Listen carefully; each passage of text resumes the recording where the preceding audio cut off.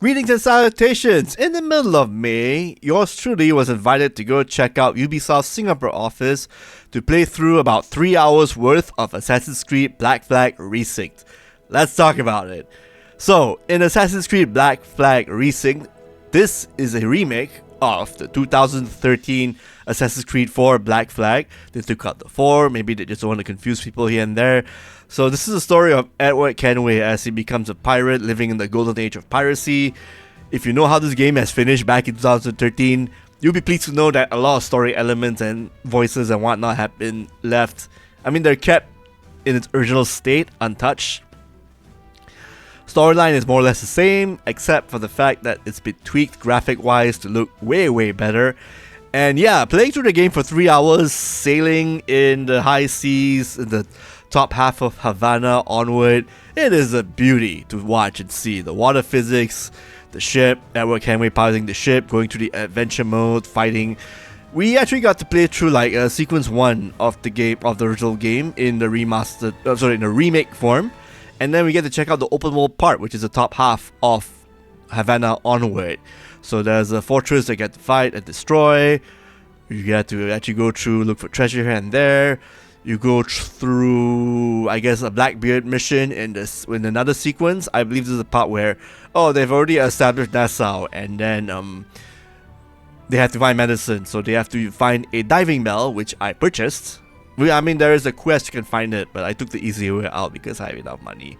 So, took the diving bell, took it for a test drive, looked for medicine, plundered a ship for medicine. It worked out really well. Everything about this game has always been great.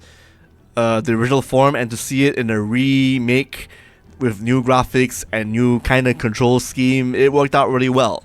So yeah, there's a new mission I played, which is a mission where I find a new ship navigator or quartermaster lady named Lucy. Went to a pirate prison, rescued her, bring her out, fight a bunch of dudes at nights, and and then she actually added in a really cool power-up where it's essentially called a ship parry. So, you know, like how you can brace in the original game whenever you see cannons coming your way? Now, with this power-up, if you brace at the exact time when the cannons hit you, when the enemy cannons hit you, you get to shrug off the damage. And you get a bonus out of that, so that is pretty awesome. It's got some fighting game thing going on being added into the game and whatnot, so which I approve, that's for sure. But yeah, I mean, and then finding enemies are a little bit different now, so it's less of a spammy kind of endeavor, and it's more like you gotta basically wait for enemies to attack you, and then you just parry, counter, and then you kill enemies straight away. So you do a perfect parry, a perfect block, you get to do a takedown, and then you kill one enemy, and then depending on what you leveled up or what skills you have, what Edward has, you get to basically chain your takedowns per se. It's like how it was in past Assassin's Creed games, where the longer you play the game, you get to upgrade the character, you get to do more takedowns if you are in that killing streak kind of mode. And in this, the more times you parry, you get to actually take down an additional enemy or two, because this game will throw hordes of enemies at you, and since you can't actually press the X button to get out things really quick, and enemies block a lot here, I think that is a thing they're trying to change up here and there. It feels a bit I won't say restrictive, it's more like what some action games do when they want to prolong their fights. They make enemies block more often, but then they get more aggressive, which is good because it tells you that, hey, I'm just going to switch up my routine. I'm just going to wait, parry, attack, counter, and then just go from there. And that's the same thing you can do for the big guys, per se. Although, I actually won more of my fights against the big tanks by just attacking them quicker than usual.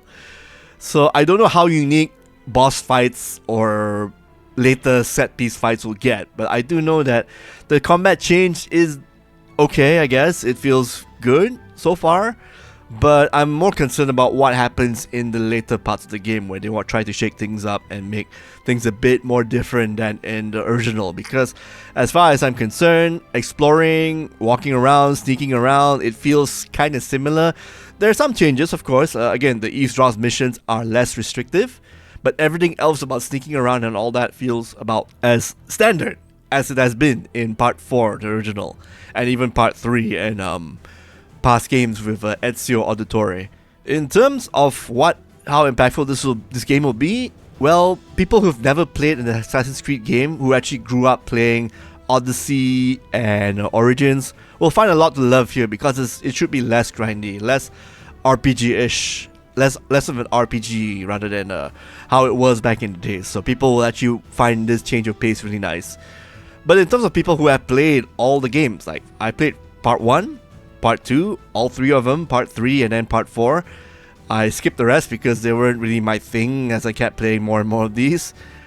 I think AC Black Flag is a good topic to remake, a good target to remake. I talked to Justin, one of the producers, really cool guy. He did say that this was the right game to remake, which is a flagship game. But at the same time, if a remake is meant to actually just improve on what was actually released, why not go for the first game? There was actually a lot you can tap into because from Assassin's Creed 1, you've got Altair. You can make it more interesting as a character.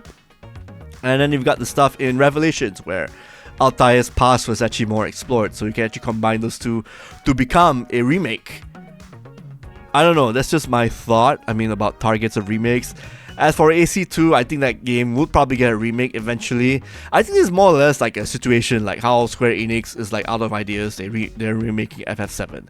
Ubisoft is at that particular point in time where nothing they're doing is making as much money as it should. Say for like maybe Rainbow Six Siege or... yeah, I think that's about it. Or maybe Just Dance. So in terms of making their past games relevant, AC Black Flag could have been a terrible choice, but so far it's a good choice.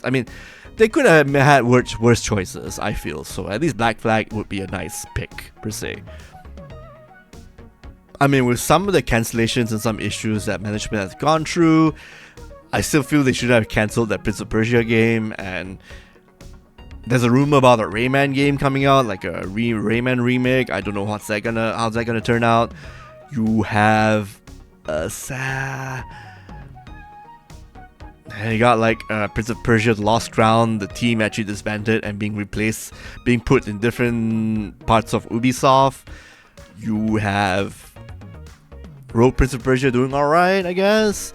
So I don't know, the future seems very uncertain, but hey, if this game makes money and whatnot as a remake, yeah, go for it.